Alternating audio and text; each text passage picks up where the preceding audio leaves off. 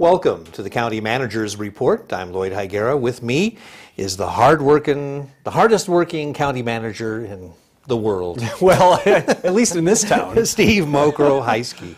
Good to be with you, Lloyd. Yeah, I know you're busy with the legislature and busy with a lot going on, operating the county and all that stuff. So, and of course, you know, you're right there in the front row attending all of the commission meetings. Yeah, and that's why we talk to you. Best seat in the house to find out what's going on.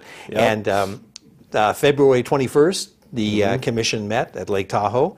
And at that meeting, commissioners gave some direction to the county staff about the development of area plans for properties under the jurisdiction of TRPA, which a lot of the tasks that TRPA perform now, Douglas County is going to be performing, and I guess the commissioners are trying to figure out how they're going to do all that. So what was the direction? What direction are they going to go in? Well, we've been in the process really over the past 2 years to update the regional plan in the Tahoe Basin, and that was came to fruition and was approved by the governing board of TRPA in December. And so the next step then, and that's the regional plan for the entire Lake Tahoe Basin that TRPA has its jurisdiction in.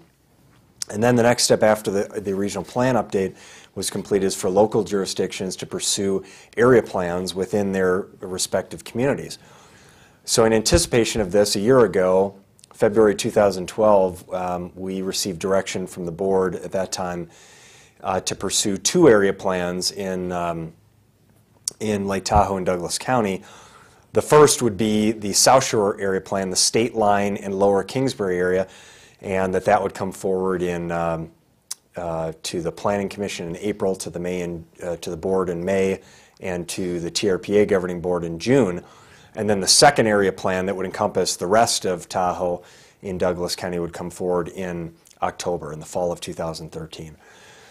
There had been some discussion recently by some commissioners and members of the public about whether or not we should reconsider that decision and possibly pursue 1 plan versus 2. So we brought that discussion back to the board, had a lot of discussion. There's a lot of public comment that we had on that. And ultimately, the board decided to continue on the path that it's been on. Although it really will be a change. It's not necessarily 2 plans as it is. They're going to first do that South Shore area plan, State Line and Lower Kingsbury, and then they'll come back in the fall of 2013 and do an amendment to that plan that would include the rest of Douglas County at Lake Tahoe. So it really will be 1 plan. We're just bringing a portion of the plan forward first, and then it'll be amended to include the other areas after that. You know, there was a lot of discussion, and there was some misinformation about the impact to local residents, and a number of local residents that came forward who'd been provided some of the misinformation that, you know, 1 area plan would somehow benefit local residents better than 2, and 2 area plans would cause a delay in having Douglas County take over permitting and other services from TRPA, and that's just simply false. Really, the impact on a local resident was no different under 1 plan or 2 plans. It just was a timing issue, and the timing was no different to a local resident. But the desire was to see the sort of central business core go first, because there's been so much visionary work done, the South Shore vision that we've talked about here before and in the community that was done over the past 2 years, incorporate that into the first area plan. Since we've done all that work already, we can do it really quickly and bring it forward to TRPA in June. So that's the goal, and then we'll come back and amend that plan and include the rest of the areas in the fall of 2013. Still a lot of progress. You know, there's this lawsuit that the Sierra Club filed, which was really unfortunate on the regional plan, given the fact that the regional plan's goal is to redevelop the built environment and protect the natural environment. So really this is about protecting the natural environment through redevelopment, and unfortunately the Sierra Club you know, it filed a lawsuit to many folks. The reasons for that lawsuit is unknown, given the benefit to the natural environment that the regional plan is. So we're still waiting to see if there will be an injunction that the court will place to halt any work on bringing area plans forward. To date, there's been no injunction, so we're continuing to move forward with the area plans. Oh, so that lawsuit could affect Douglas County's plan? It could if the court, if there's an injunction that's filed and agreed to by the court, then that would stop all work on the area plans. That has not happened yet. Right. So until there's an injunction on any work on the area plans, then we'll continue to move forward. Okay. And then, of course, once Douglas County finishes the plan, it has to be approved by the TRPA. That's right. And so the process is we'll go through public workshops, which we're having now in March, for the first area plan. In April, the plan will go to the Planning Commission. In May, it'll go to the Board of Commissioners. In June, it would go to the TRPA Governing Board. I see. And then the amendment will the additional amendment for the other areas will come forward in the fall of 2013 with the same workshops, Planning Commission, Board, and TRPA Governing Board process. When all that gets done, then Douglas County will have say over minor projects like somebody wanting to redo their driveway or something like that, or a deck, and TRPA would no longer be involved in that. Because right now, I don't care how big or small it is, TRPA has some kind of an imprint on. They do. What is not fully understood by everybody is that we could do that today. Douglas County is actually the only county in the basin, in the Lake Tahoe Basin, that does not provide any services in relation to building permitting and inspection and those types of things in Lake Tahoe. We could develop an MOU, a Memorandum of Understanding with TRPA today, bring it forward to our board, and actually the board indicated that they'd like to do that. In the past, Douglas County had not desired to pursue that course, concern about not having the right staffing and requirements for training and other issues that prior boards had decided not to pursue that. But we actually could take over many of those services from TRPA today, and we're going to begin that process through this area plan work. The reality, though, is even if Douglas County, when we take over these permitting functions from TRPA, we still have to follow the same guidelines that TRPA still regulates development in the basin, in the Lake Tahoe Basin.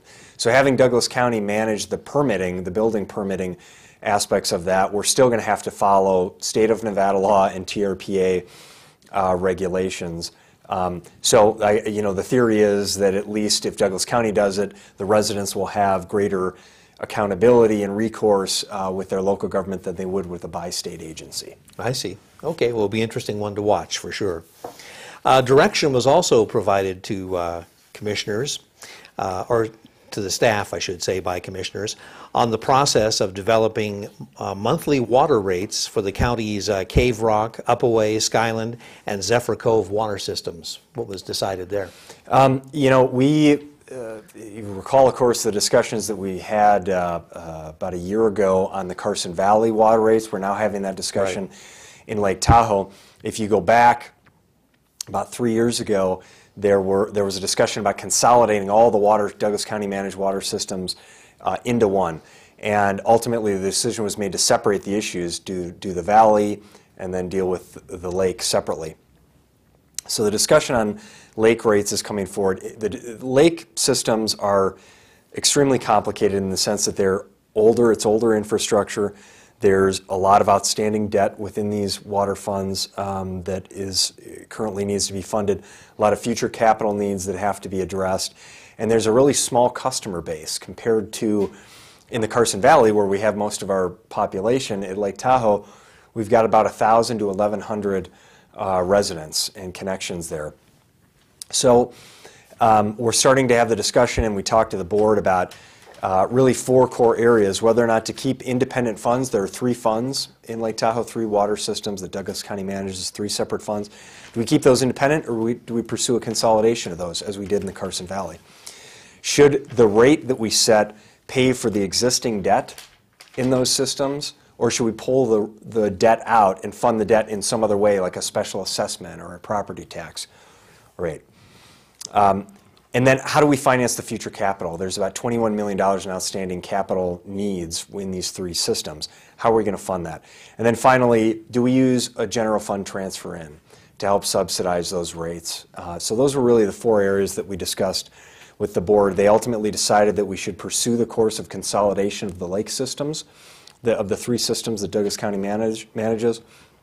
We should pursue a rate that includes the debt, the outstanding debt, because it'd be too difficult to pull that out and finance it another way. We're going to continue to look at how to streamline that future capital budget and identify what projects are critical now. And then they did approve using a general fund transfer to help keep those rates in line.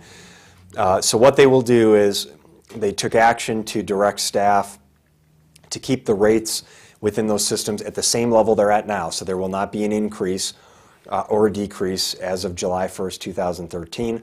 And then we'll come back. The goal is to come back and set for October 1st of 13, have a rate set that would be a consolidation of the 3 funds with the other parameters that I talked about. So we're starting on a path now to begin to stabilize the lake water system and finances and rates.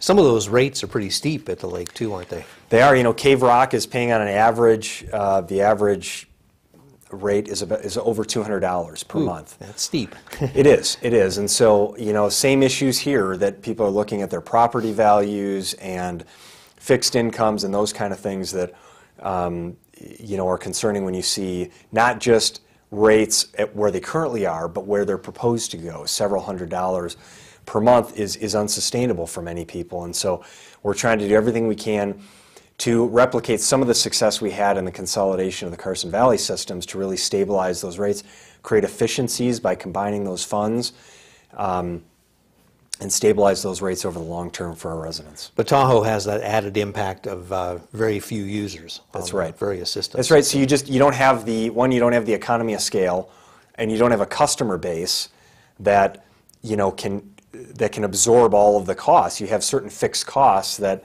the more customers you have, the lower the cost of service ultimately becomes. And because we don't have a lot of customers in those 3 systems, it drives that overall cost for everybody up. Okay, well that's one to watch for sure. County staff was directed by commissioners at that meeting to examine the feasibility of leasing or conveying a portion of real property located at Cale Park to Barton Health for construction of a medical facility. Interesting. It is, and we were approached by Barton several months ago. They're interested in expanding their operations, particularly their Tahoe Center for Orthopedics, and doing a Center of Excellence for their orthopedics group. And so they've looked at a number of locations in the city of South Lake Tahoe and in Douglas County, existing properties. But they also had an interest in looking at developing their own on a campus that had some mixed uses that would complement what they're looking to do. So they approached us about potentially looking at Cale. We think Cale, is an intriguing site for a medical facility and a mixed-use center of excellence, a wellness-type center, given the fact that we have recreational services there, that we potentially could bring our senior services and library services to that property. And so this was simply to have a discussion with the board about the concepts and get their approval to enter into a letter of intent to negotiate further with Barton any future action on lease or conveyance of land at Cale with Barton would have to come back to the board for approval. And we're a long ways away from that, but this sort of gets us, helps us get the ball rolling to partner with them. And I like these kind of opportunities in concept when you start talking about private or nonprofit organizations partnering with government or organizations when we're not competing with the private sector but helping to offer some additional mixed-use public benefits and economic vitality for the community. So I think this project has the potential to provide all of those. Yeah, a lot of potential, and be very interesting to see how that one comes out. Commissioners did approve a resolution transferring the Eagle gas station property. That's the one on the curve in Gardnerville. Right. Everybody knows the curve. Right. And this would allow the town to make improvements to that property. Right. Yeah, and we like this, and Lloyd, you probably could speak as well as anyone representing the town board in Gardnerville, but we like the vision that the town of Gardnerville has for this. There's some challenges with that site when you talk about the curve, as you mentioned, right. the access to the size of the parcel, the access to the parcel from Highway 395, some safety issues there. And it's our understanding the town is interested in really trying to create a gateway, an entrance, a gateway type experience for visitors when you come into the historic part of Gardnerville, and that this is going to allow the town to do that, to do some beautification, some signage, and some historic entry features to that area, as well as the challenges to the site itself. It was a gas station, and so environmental type concerns that the use, because of all those things, the safety, the access, and the environmental challenges, the use is somewhat limited for what you can do there. So it's consistent with Gardnerville's, Main Street Gardnerville's vision and plan for the future, and we're excited about moving forward with that. And one of the things that we are talking about as we pursue this vision for the Carson Valley and for the Minden-Gardnerville core is, we talk about this a lot. We've got a 5-lane state highway that cuts through the heart of our downtown area, right? And it makes it really challenging. In addition, when you start getting big box stores that pop up along there, it makes it really difficult to create a sense of community and to have pedestrian-friendly amenities that get people out of their cars and move them around, get into businesses, spend their money, eat at our restaurants with those dynamics. So we're hopeful that little things like this that the town is pursuing will help add to the downtown character. And there are some drainage issues that would be solved too with that. And the town is looking at softening that curve a bit if it's engineering possible. Yeah. Well, and your town manager, being an engineer himself, it helps. Understands those dynamics as well as anybody. Absolutely.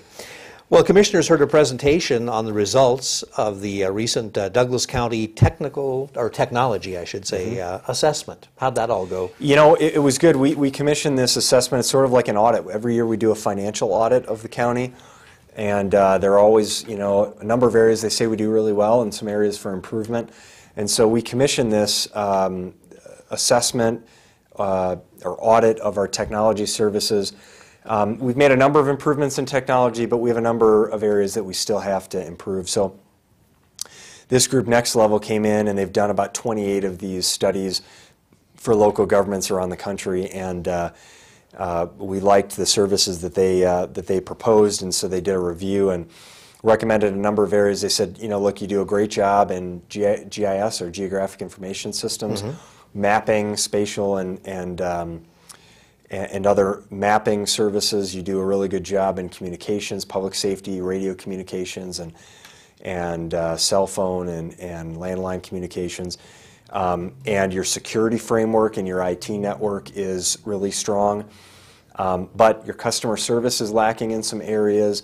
You don't have the right redundancy in some areas. You're not focused on prioritization of projects and implementation of capital investments in technology in certain areas. So we've taken that, we've embraced the recommendations for improvements. We have an implementation plan. We're going to move forward with likely a reorganization of the department. One of the things that we're missing is really a technology leader. We have leaders throughout our organization that head different areas. A finance leader or chief financial officer, department heads that lead each area and have particular expertise, not only in the functional area that they had, but also in the overall scope of what they do in running the department. An understanding of the future vision for how those areas can move forward. So we really need to identify a technology leader that we can bring into the organization and head up those efforts. So we'll bring forward a reorganization plan to the board and moving forward with the other recommendations that they had here. Okay, so we'll be hearing more about that one. Absolutely. The development, budget time. I see we're to the budget now. Development of the fiscal year 2013-2014 operating capital budgets for Douglas County, and this, of course, is your area. Yeah, we've, we're making progress because we're no longer talking about budgets year to year. We're no longer saying, okay, we've got $3 million short next year. Let's fix that problem and then move on, and then we have another $3 million the next year. We're looking 5 years out.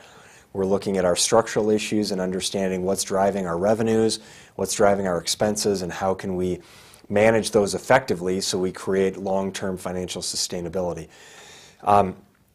So a lot of things we talked about. We've reduced nearly 70 positions over the past few years that have been eliminated and are unlikely to come back anytime soon.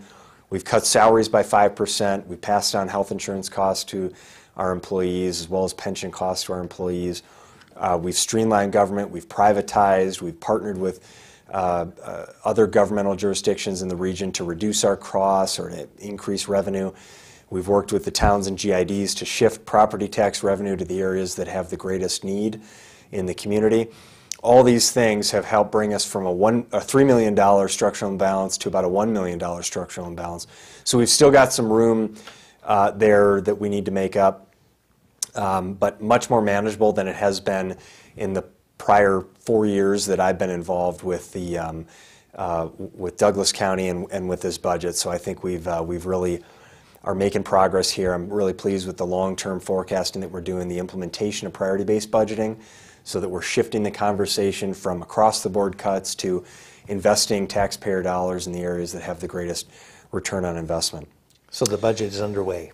The budget is underway. We'll have a lot more time to talk about that. I'll put a plug in for the March 11th. We have a workshop with the board on strategic planning, priority-based budgeting, and then we have a financial state of the county, which is intended to kick off our budget cycle. It's at 6 p.m. at Carson Valley Inn on March 11th, Monday, March 11th. Okay. Invite anyone from the public who's interested to stop by and join us. Okay. An item was continued on the agenda, and the only reason I mentioned it, it was a review of the strategic objectives of the East Fork Fire and Paramedic District. When's that going to be rescheduled? I anticipate it'll be on the, I didn't see it on the March 7th agenda, so I'm guessing that it will be on the April agenda in the Valley. But I'll update you as soon as we know. We just had agenda setting today, and it was not on the March 7th agenda. Okay. Also, commissioners heard a legislative update on legislative matters that may impact Douglas County. Right. You gave that, and it seems like there's a lot. There's a lot. There's a lot going on. Each day I try to work through the massive number of emails that I have in my inbox that I get every night on the bills that come out each day in the legislature. I've probably 150 to 200 bills at this point that at least we've started to review and comment on. So big picture first, I think that the consensus seems to be that this legislative session is much better than the last legislative session in 2011. From a local government standpoint, there's less of an effort by the state to pass on additional costs to the county without any type of mechanism to fund those unfunded mandates, as we call them. There appears to be some efforts to continue to help in some areas. So the financial impact is not as negative as it was last time. There are still some challenging policy questions that are out there, and a couple updates. Look, the C-tax, people hear about the consolidated tax. There was a study in the interim session done on that. We're favoring the bill that as it was written. It will create greater stability for Douglas County in our in this collection of C-taxes in the future, which is about a third of our revenue in the general fund is from consolidated taxes. The Senate Bill 271, the TRPA bill that was passed last session, there's some question about whether that should be repealed because the regional plan was updated and everything.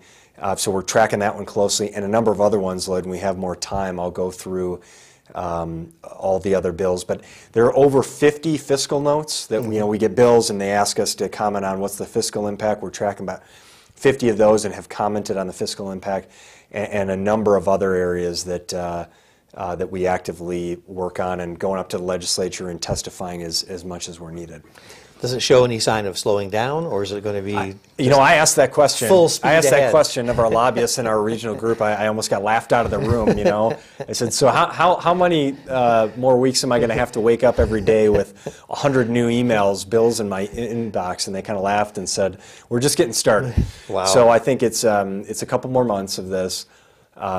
We've had good interactions with the legislators. We did a tour with the 4 counties. Douglas, Carson, Story, and Lyon did a bus tour with the 14 members of the Assembly Committee on Government Affairs. And typically all local governments are invited to do a 10-minute presentation at the committee.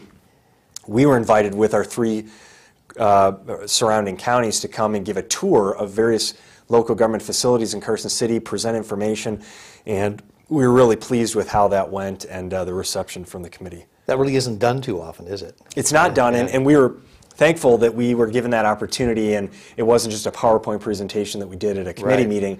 We got them out in the field for 3 hours and had a very nice reception. They got an understanding. You know, a lot of these legislators are from the southern part of the state, and they have very limited knowledge, one, of northern Nevada, of rural Nevada, and also of local government in general. And so any opportunity to get them out and get them to see and touch what we actually do and our impact on local residents was really critical. So I thought that was a successful day. We did that about 2 weeks ago, and had a really nice time with those folks. And we continue to go up and I testify at committees and meet with legislators on items that are of concern to Douglas County. So it's there's a heavy workload going on with the legislature, and I don't know how many days we are into the 120-day session, but looking forward to that concluding successfully this time around. Well, like I said at the top of the show, the hardest working county manager in the county manager business. Yeah, well, I appreciate you saying that. Everyone's working hard, and you know, this is one of those times a year that's quite busy. Okay. We have time for a preview of the March 7th meeting of the Board of Commissioners. I don't know if have you got that together yet? Yeah, we did. Okay. We've just done the agenda setting, so I have the agenda there, and we'll have a presentation from the Western Nevada Development District, just an update on what they're doing. We'll have 2 items related to road maintenance and transportation, which will be very interesting for us and for the public. First of all, our 5-year transportation plan. We have a Regional Transportation Commission, which you sit on, Lloyd. You're one of the members, along with 2 of our commissioners, and you had 2 public meetings. And then the board will consider the 5-year transportation plan, which includes funding for preventative road maintenance, chip seals and slurry seals and all those things that we do. Then we'll have an item after that, a discussion on providing direction to staff on funding options for road maintenance. It's deja vu. We're back here again. We were here a couple years ago, and we talked about various funding options for roads. We pursued a 5-cent gas tax. The board chose not to move forward with that at the time, and so we still have the issue of how do we fund road maintenance in Douglas County and the need for additional revenue. So we're going to bring that discussion back. The funding options will be open for discussion, but at least we'll talk about the challenges we have. We're going to talk about the FEMA flood map issue. Okay.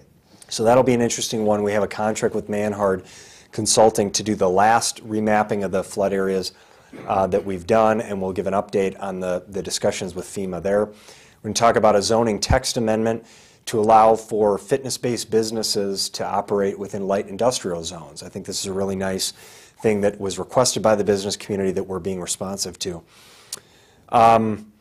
We'll talk about our we're going to have the discussion about Agenda 21, which came up before, and we'll have a draft resolution there. We'll talk about legislative matters, and then we have a couple of we'll talk about the financial state of the county and planning for a couple other events. Okay, that'll be March 7th in Minden. Well, Steve, I thank you for being here. Thank you, Lloyd. Good to be with you. And we're going to wrap up the County Manager's Report. We'll see you next time on the County Manager's Report. I'm Lloyd Higuera.